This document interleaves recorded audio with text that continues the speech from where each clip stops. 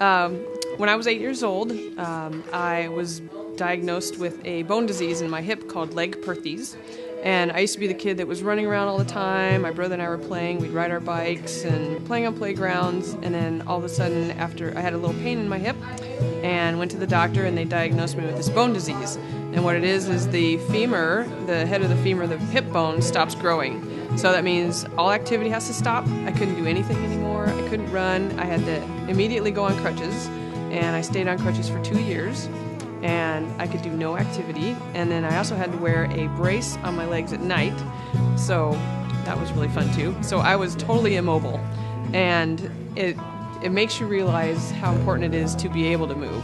And then I finally talked to one of my friends, and she just asked me, what do you love to do? And I said, I was on the rowing team at the time, and I just decided that I loved physical fitness and I loved teaching people how to do that, so I ended up being a physical education major. So after working with kids for so many years, and with being the executive director, I would work with pediatricians in the community, and they would refer kids to our program, and I would talk to them, and they just felt helpless because there were so many kids that they couldn't reach as far as being able to teach them how to be healthy. They would maybe come in for their annual visit at the doctor, but then the pediatricians would give them information and say, go and be healthy. So I knew that there were some programs in the area, but we really wanted to make a difference and try to blanket it.